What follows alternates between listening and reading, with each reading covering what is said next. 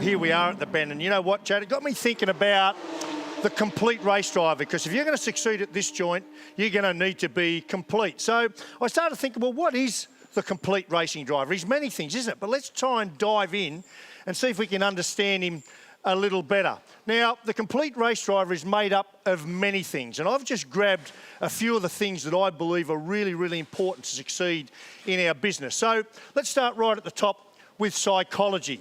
Now, that's, again, many, many things. It's your left and your right side of your brain. Your right side of your brain, you know, thoughts, thinking about success, fear of failure, for example, the art of communication. What's your temperament like? Are you disciplined? How do you manage yourself and your effort? Process. What's your process like? You need a lot of process in this game. So that's very much the psychology of a successful race driver.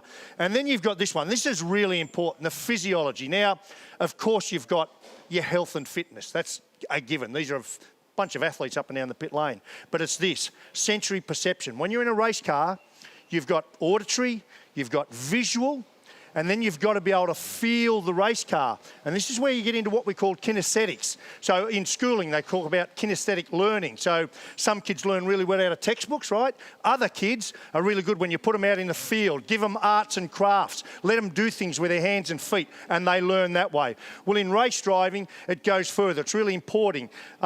You've got things inside your tendons, your muscles, under your skin. I can't even pronounce the word, proprioceptors. So they feel basically the forces on your body. The kinesthetics, the movement, your body in the real world, your vestibular system, right? Your middle ear, if you like, your sense of balance. And when you combine all of that in a race driver, it's kind of like the sixth sense. And I call it your internal G meter. And some drivers have their internal G meter and their ability to feel what the car's doing just in the right place. A lot of us didn't have it there. We wish we did, and some do. So that's a really, really important one. And then there's a couple of other things. Obviously, Racecraft. We know Shane Van Gisbergen's got it in spades. Just your ability to think on the fly, do stuff. That's kind of psychology. Commercial. Now, you need to have a deep level of commercial, sponsorship, marketing understanding to promote yourself and to raise money to go racing. If you're ignorant of that, unless you're genetically gifted with wealthy family, you're gone.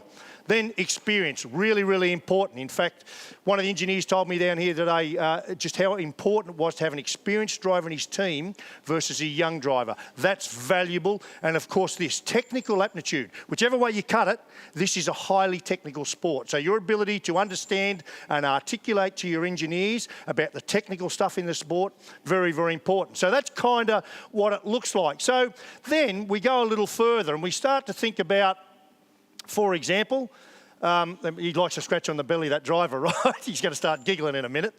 Then all of those things you can sort of start to divide into two different sides of the ledger, right? Over here, the naturally gifted driver, and then the committed to every detail driver. Now, they're not mutually exclusive, but drivers that have this typically just use every bit of that they got.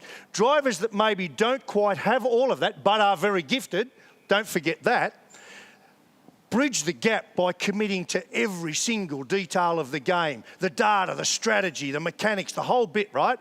And it's really interesting. So I started to think, well, let's try and understand who fits into these groups. Now, when we look at a few Formula One drivers, well, Senna, unbelievably gifted, but gee whiz, I don't know anyone more committed to detail than he was. So he sits right smack where you want to be, right? James Hunt, world champion, but he did that purely on the base of his natural gift, drank a lot, did a lot of bad stuff. Really cool dude. At the same time, and isn't it funny how these do happen often at the same time, Niki Lauda, absolutely over here. Still talented, but man, did he work. No one's probably worked harder in the history of Formula One than that guy right there. And then Michael Schumacher, again, he's gifted, but boy, did he work hard. So let's now just keep going. We'll give him a little scratch on the belly again, and we go along a little bit further into some of the supercar drivers. I'll just move Senna out of the way for a sec. So Craig Lowndes, without a doubt, right over here in the naturally gifted. Man, he just laughs in the car, doesn't he? He drives it. We all wish we could, but we can't. He does. Peter Brock, naturally gifted. Again, these guys still, they're into the workload, but they're well and truly over here. Peter Brock breaks a lap record at Bathurst with his arm on the window. Go figure, right? Mark Scaife.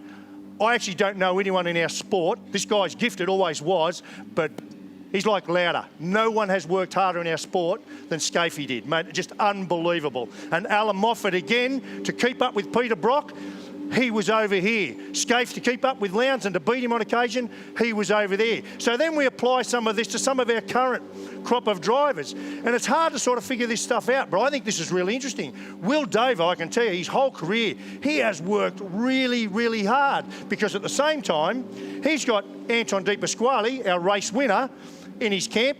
I can tell you, I've worked with Anton, you know that. He's well and truly over here. But what Anton needs to do, he needs to start to get himself over to this side of the ledger. And I've spoken to Ludo, and believe me, they're working hard on it. Because when Anton gets to there, and I reckon he's about here somewhere right now, man, he's going to be unstoppable. Shane Van Gisbergen, well, bucket loads of talent, and he's committed to the detail. But his commitment to the detail is not like Mark Scaife's. His commitment to the detail might be just racing anything he can get his hands on and watching 68 replays of the race from yesterday last night. That's his style of doing it. And Chaz Mostert, I love Chaz's story because Chaz was, to me, as a young guy, purely over here. And again, like Anton, he's worked hard to bring himself closer to this side of the ledger. It's pretty cool, isn't it? So, gets you thinking, doesn't it? Imagine if you had a driver that was all of this, as much as you could be, and maybe all of this about as much as it could be. What does that look like? Well, if we give our driver another little tickle on the belly, what you come up is what I would call the complete driver, to take nothing away from the other guys, but there you go.